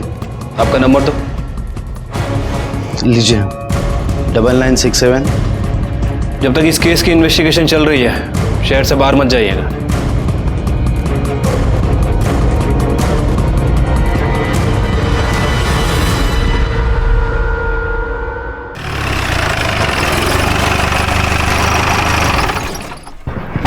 सर, सुना है कि सिटी कॉलेज से रचना दामले नाम की एक लड़की की किडनैपिंग हुई है, जिसके पेट में 15 लाख की डायमंड रिंग है। बहुत सुनते हैं आप, जरा कम सुना करो। सर, हमारी सोर्सेस है। तो इंटरव्यू आपके सोर्सेस कर लो ना, हमें क्यों परेशान कर रहे हैं? सर, आप हमें अवॉइड कर रहे हैं। पुलिस जो भी काम करती है लोगों की भलाई के लिए करती है। जब सही वक्त आएगा हम लोग ब्रीफ करेंगे। अब हमें हमारा काम करने दो। सर प्लीज कुछ तो बताइए। चलिए हटिए। सर पीछे हटिए। Sir please sir. खाना खा लो। बेबी के तो हाथ बंधे हैं, खाएगी कैसे? चलो मैं ही खिलाता हूँ अपने हाथों से। ये लो, खा लो। अरे खा लो।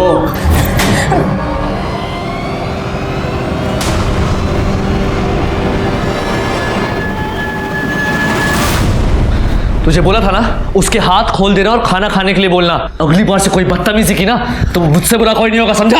हाँ तो ठीक है ना, ये तू आराम से भी बोल सकता है। ये ज्यादा अकड़ मत दिखा, तो जाके अंदर बताओ उससे तू कौन है। देख, अपने 50-50 हजार रुपए लेके यहाँ से कल्टी हो लेना। इसके बाद लड़की का क्या करना है वो मैं देख लूंगा। ये शाने, दिमाग का बेमत बना। ये क्या है?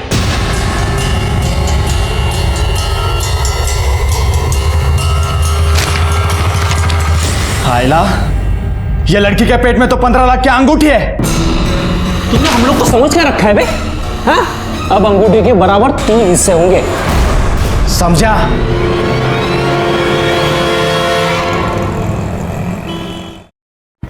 सर, ये शिरीष और डॉक्टर शिंदे का कुछ कनेक्शन के बारे में पता चला? हाँ सर, वो डॉक्टर शिंदे का कहना है कि वो उन दोनों का फैमिली डॉक्टर है, इसलिए रचना के ऑपरेशन वाली बात उसने शिरीष के साथ शेयर की थी। और सर एक और इम्पोर्टेंट बात पता चली है, वो डॉक्टर शिंदे का लैब असिस्टेंट पवार जिस दिन रचना गायब हुई है उसके दूसरे दिन से ही छुट्टी पर है। अच्छा, हो सकता है ये पवार भी किडनैपिंग में शामिल हो। तो पवार के बारे में पूछताछ करो। कौन है तू? हाँ, यहाँ पे किडनैप क्यों किया है मुझे? बोलेगा कौन है? ना ही जमणार, काम खूब है। चल फोन ठेव। सर आइए। सर ये काव्या इंदुलकर है, रचना की बेस्ट फ्रेंड। रचना ने इनके साथ एक वीडियो शेयर किया था सर। एक लड़का है विपिन दाभोलकर, हमारी कॉलेज में ही है। रचना उसे पसंद करती थी और हमारी कॉलेज में उसकी एक्स गर्लफ्रेंड भी थी। उन दोनों का झगड़ा हुआ था, उसी का ये वीडियो है। एक्चुअली सर विपिन की गर्लफ्रेंड ने बाद में सुसाइड कर लिया था। देखो,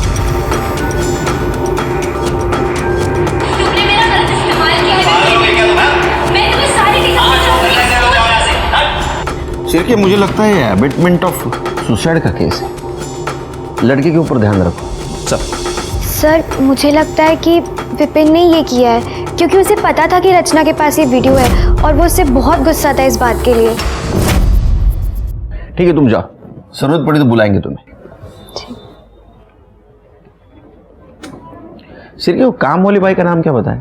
रानी सर। उसके बारे में पता किया?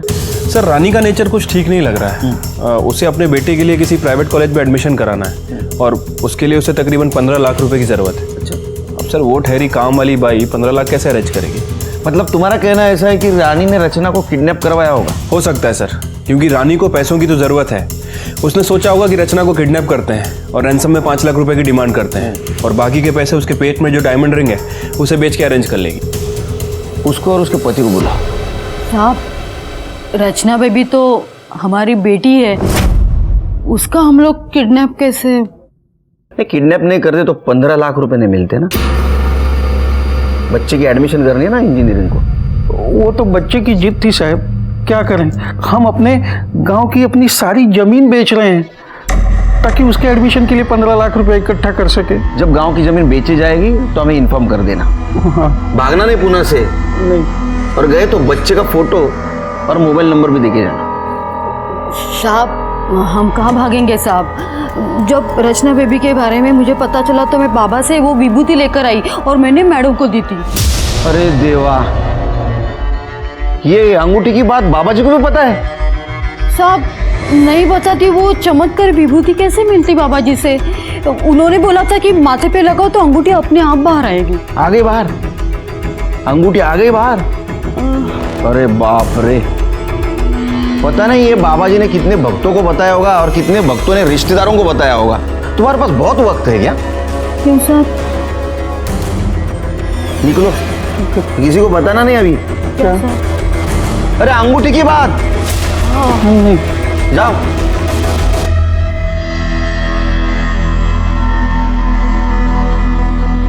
शिरके सर इन पे ध्यान रखो, इनके कॉल रिकॉर्ड चेक करो। ठीक है सर। पता करो जमीन की बात सच है या नहीं है। इनके बेटे के भी कॉल रिकॉर्ड चेक करो। भाई तो ये भी देखना पड़ेगा ये बाबा जी इसमें इन्वॉल्व है या नहीं। ये विपिन दाभोलकर का कुछ पता चला? सर अभी तक उसके बारे में कुछ पता नहीं चला है। खबरी लोग अलर्ट पे हैं। कल रात 11 बजे कोंडवा बस स्टॉप के पास वाले ब्लू डस्टबिन में 5 लाख डाल देना, बाकी हम संभाल लेंगे। रचना का टेंशन मत लेना, वो सही सलामत सुबह तक घर पहुंच जाएगी। ठीक है, अब हम बताते हैं आपको क्या करना है। फोन का इंतजार करो। जी। शिरके कौन हो सकता है? कोई भी हो सकता है सर। वैसे मैंने अपने खबरियों को अलर्ट कर दिया है, सभी पर नजर रखे हुए हैं। कॉल लोकेशन चेक किया? हाँ सर। सर ये जो कॉल आया था ये चिंचवड़ से आया था और हमारी सस्पेक्ट लिस्ट में ऐसा कोई भी नहीं है जो चिंचवड़ में रहता है और ना ही कोंडवा में जहाँ फिरौती के लिए रकम मंगाई गई। ये किडनैपर बहुत शातिर है। अपनी टीम तैयार करो, इसे होशियारी से पकड़ना होगा। शिरके रैंसम कॉल यहाँ चिंचवड़ में आया था और उसने पैसा यहाँ मंगवाया कोंडवा में। जैसे किडनैपर कोंडवा से पैसा लेके निकलेगा हम उसके पीछे जाएंगे। हम लोग 2 टीम करेंगे। एक टीम में हम तीनों रहेंगे, बाकी टीम में तुम सब रहोगे। ओके? Yes sir. वो रचना को मिलने की कोशिश करेगा, हम भी उसके पीछे रहेंगे, उसको पकड़ेंगे और रचना को छुड़वा लेंगे। Right sir. कोई डाउट नहीं सर। हमारा फुल प्रूफ प्लान तैयार था। मेरे करियर में मैंने इतने किडनैपर्स को पकड़ा था, इसलिए मुझे यकीन था कि रचना को हम ढूंढ लेंगे और उसके माँ बाप के पास उसको पहुंचा देंगे। लेकिन अगली सुबह हमने जो खबर सुनी वो सुन के हमारे होश उड़ गए।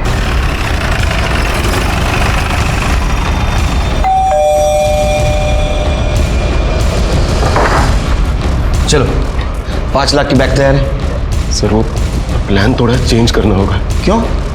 सर वो 5 लाख मैं हम लोगों को सुबह ही दे आया। मतलब? सर वो मेरी बात सुनिए, मैं वो 5 लाख जो है वो किडनैपर्स को दे आया आप लोगों को बिना बताए, क्योंकि कल जब मैं पुलिस स्टेशन से अपने दुकान पर लौटा तो मेरे दुकान वाले मोबाइल पर किडनैपर का कॉल आया।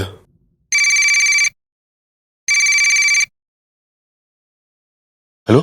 क्या रे, मैं तेरे को समझाया था ना पुलिस को बीच में नहीं लाने का, लेकिन तू बरोबर पुलिस को अपडेट दे रहा है। लगता है रचना से प्यार नहीं है तेरे को। नहीं भाई साहब सुनिए ना, मुझे गलती होगी, आई एम सॉरी। मैं रचना से बहुत प्यार करता हूँ, इकलौती बेटी है वो मेरी। लगता तो नहीं। चल मैं तुझे एक और मौका देता हूँ। तू कल सुबह 9 बजे पैसा लेकर लॉ कॉलेज रोड के नाके वाले डस्टबिन में बैग डाल दे। ये आखिरी मौका है। अभी पुलिस को बताया तो समझ तेरी बेटी गई। ऐसा कैसा कर सकते हैं आप? पहले आप कहते हो पुलिस हमारे लिए कुछ नहीं करती, जब हम हमारा टाइम और एक्सपीरियंस आपके लिए यूज करना शुरू करते हैं तो आप इंटेलिजेंट बन जाते हैं। कमाल है। हमें तो कार्रवाई करनी पड़ेगी। रचना कहाँ है? रचना अभी तक घर नहीं आई। घर नहीं आई मतलब समझते हैं आप? हाँ, किडनैपर आपको बेवकूफ बना के चला गया। सर मैं मानता हूँ मुझसे गलती हो गई, मुझे आप लोगों को सब कुछ बता देना चाहिए, पर प्लीज हमारी हेल्प कीजिए। मुझे तो बहुत डर लग रहा है सर, पता नहीं वो लोग रचना को छोड़ेंगे भी या नहीं।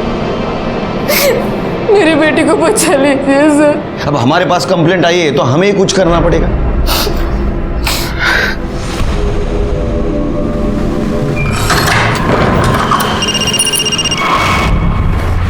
हेलो? हाँ 3 लाख ले गए कुत्ते साले। मैं अभी ये सोच रहा हूँ कि डॉक्टर का क्या करेंगे, उसे कहाँ से देंगे पैसे? अरे आप पैसों की चिंता मत कीजिए डॉक्टर सिद्धे, हम कैसे भी करके आपके पैसे दे देंगे, लेकिन काम रुकना नहीं चाहिए।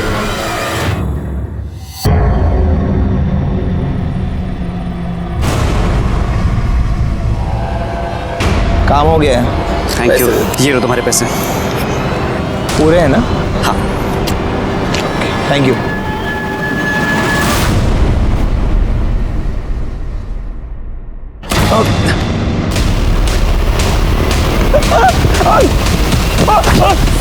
साहब मैंने कुछ नहीं किया।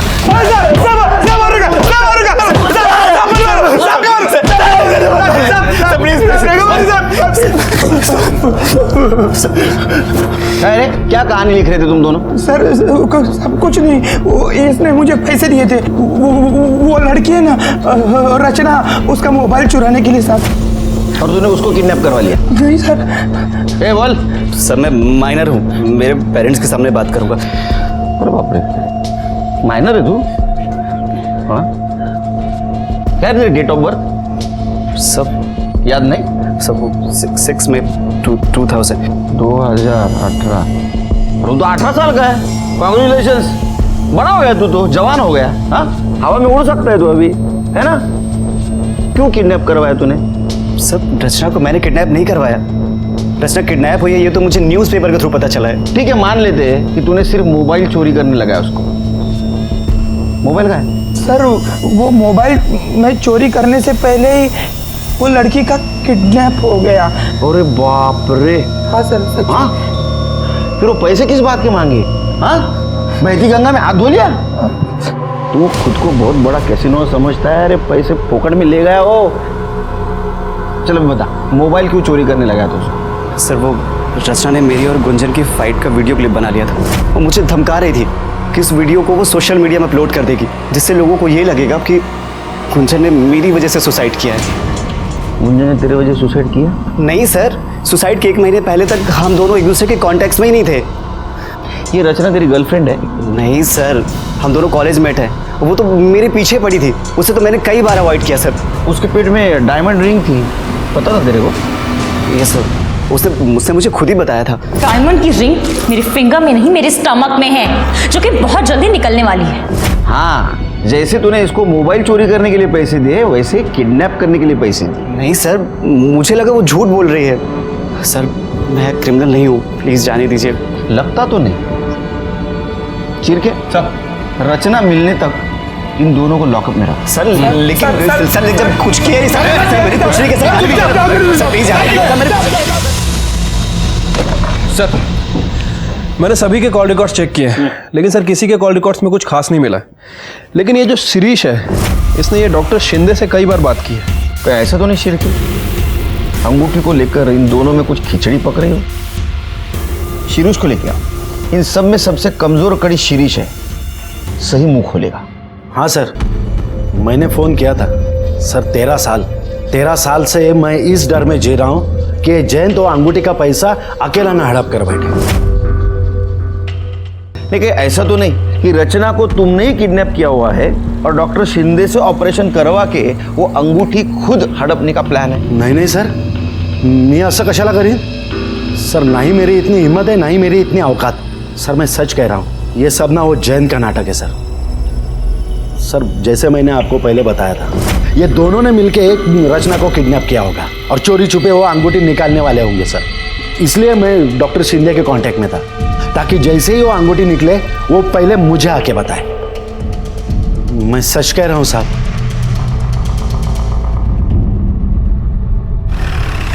सर एक गुड न्यूज़ है, रचना को किडनैप करने में जिस गाड़ी का यूज़ किया था उसका नंबर किसी और सीसीटीवी फुटेज में दिख रहा है। ये रही फुटेज सर, ये नंबर है। सर की पता करो गाड़ी किसकी है।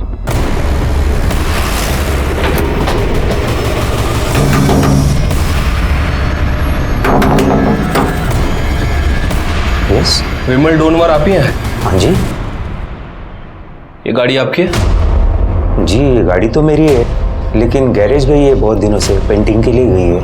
आपके पास गैरेज का रिसिप्ट है?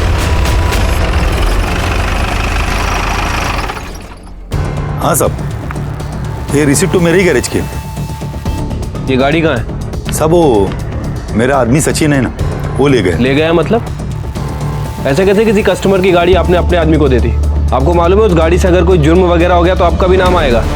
सब गलती हो गई, मगर क्या है ना साहब, वो सचिन को शिरडी जाने का था ना, और बाबा का नाम लिया तो मैं मना भी नहीं कर पाया।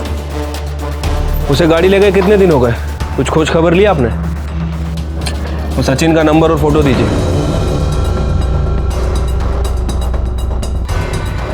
नहीं सर, इस लड़के को हम नहीं पहचानते। सर वो जो लड़का गैरेज में काम करता है सचिन, मैंने उसका फोन सर्विलेंस पर डाला था सर। थोड़ी देर पहले उसका फोन चिंचवड़ में ऑन हुआ है, और सर जब से रचना किडनैप हुई है तब से उसका फोन बार बार चिंचवड़ में ऑन ऑफ हो रहा है। मतलब उसका अड्डा है वो? हो सकता है सर, क्योंकि रैंसम का कॉल भी हमें वहीं से आया था।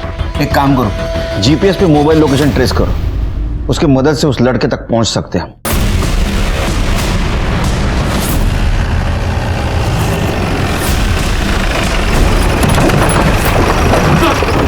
चिरके, ये तो डेड एंड दिखा रहा है। सर वो लोकेशन भी 400 मीटर दूर है, पर यहाँ से तो गाड़ी जा नहीं सकती।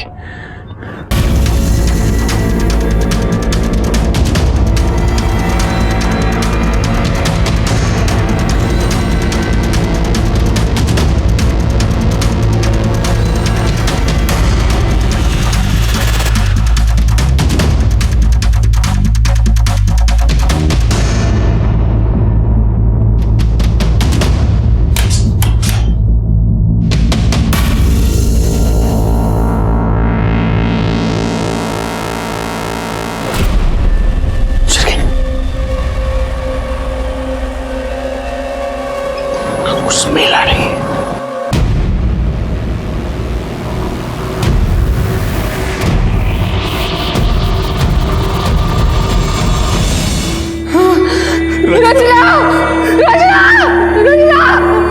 रचना, मेरी बेटी को क्या हो गया? मेरी बेटी रचना। अभी तक इस केस में जो कुछ भी हो रहा था वो प्रेडिक्टेबल था, लेकिन अब मुझे बहुत गुस्सा आ रहा था। रचना इतने दिनों तक किडनैपर्स के पास जिंदा थी, लेकिन हम उसे ढूंढ नहीं पा रहे थे और रचना की जान गई। कातिल हमारे इर्द गिर्द घूम रहा था, लेकिन उसे हम ढूंढ नहीं पा रहे थे। और मैंने फिर से शुरू से किडनैपिंग का फुटेज देखना शुरू किया। शिरके, गाड़ी देखी, ये बाइक देखी, ये बाइक कंटिन्यूसली कार के पीछे। कार ने 2 बार टर्न लिया, लेकिन ये बाइक वो कार के पीछे ही है। अब एक काम करो, कॉलेज वाला फुटेज दिखाओ।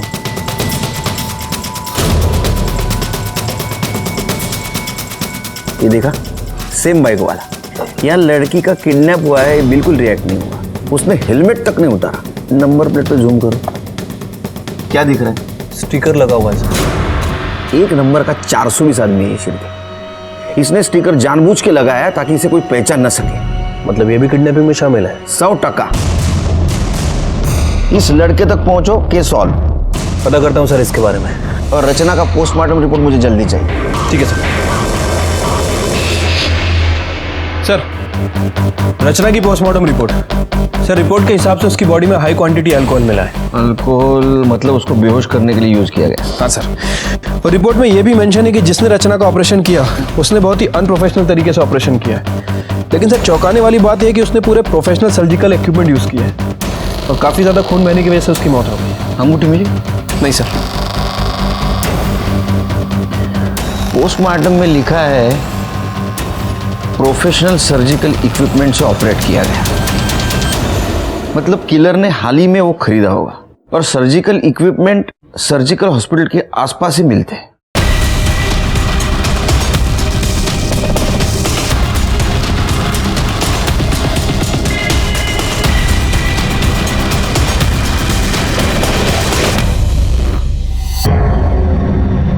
वॉच करो। ये देखिए सर, इसी ने सामान खरीदा है। कौन है ये? पता नहीं सर, रचना की फैमिली वालों से पूछते हैं। इसकी इतनी हिम्मत। साहब, मैं इसको छोड़ूंगा नहीं। इसने मेरी बेटी को मारने से पहले एक बार तक नहीं सोचा।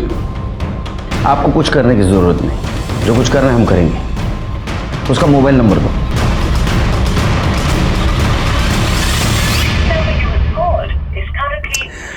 सर, फोन बंद है इसका। नंबर सर्विलेंस पे डालो, कॉल डिटेल्स निकालो।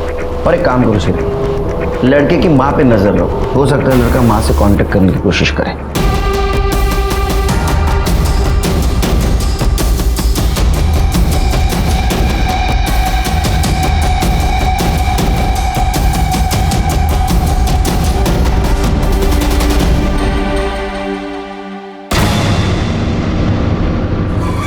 काय है? इतनी देर क्यों लगाई? कितनी देर से कॉल कर रहा हूँ, फोन क्यों नहीं उठा रही हो? कितने मिस कॉल पड़े हैं? अरे देवा,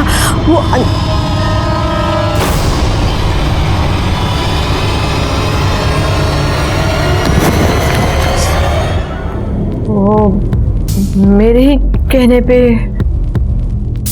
राहुल ने रचना को किडनैप किया साहब। क्यों? वो हमारे ऊपर बहुत कर्जा था, लेकिन हमने किसी के सामने हाथ नहीं फैलाया।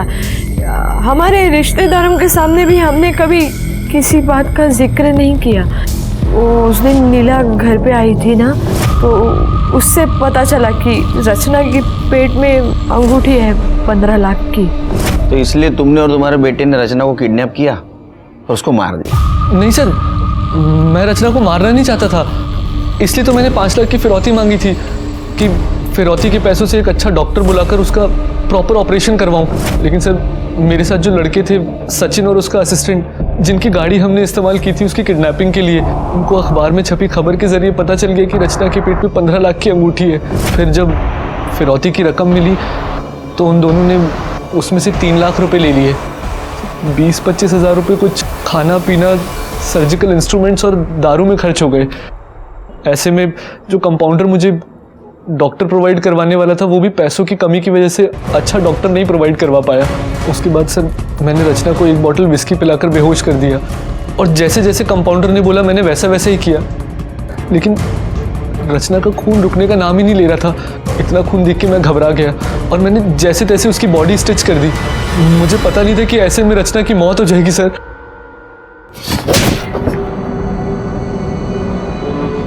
लेकिन वो मर गई और तुमने तुम्हारे मौसेरी बहन को मारा। पता है तुम्हारे मौसा और मौसी का क्या हाल है? तुम्हारा क्या हाल होगा? तुम्हें तो पक्की फांसी होगी। तुम भी सड़ोगी जेल में, जिंदगी बदतर होगी मौत से बदतर। 4 साल की रचना ने गलती से डायमंड रिंग निगल ली थी, लेकिन उसको उसकी भरपाई 13 साल के बाद खुद की मौत गंवा कर देनी पड़ी। रचना की मौत बहुत बड़ी सीख है, क्योंकि अगर ये डायमंड रिंग वाली बात जितनी पॉसिबल हो सके उतनी छिपानी चाहिए थी, लेकिन घर बार सब तरफ वो फैल गई और वहीं से शुरू हुआ जुर्म की दस्तक का सिलसिला, जो रचना की मौत पे आके खत्म हुआ। इसलिए दस्तक की आहट को सुनो। मैं सीनियर इंस्पेक्टर सुनील केलकर आप सबसे विदा लेता हूं। फिर मिलेंगे अगले एपिसोड में। तब तक के लिए सतर्क रहिए, देखते रहिए क्राइम पेट्रोल दस्तक। मकसद बताना नहीं, बचाना है। जय हिंद। क्राइम पेट्रोल के और भी दिलचस्प कहानी देखने के लिए हमारे चैनल को सब्सक्राइब करें और बेल आइकॉन दबाना न भूलें।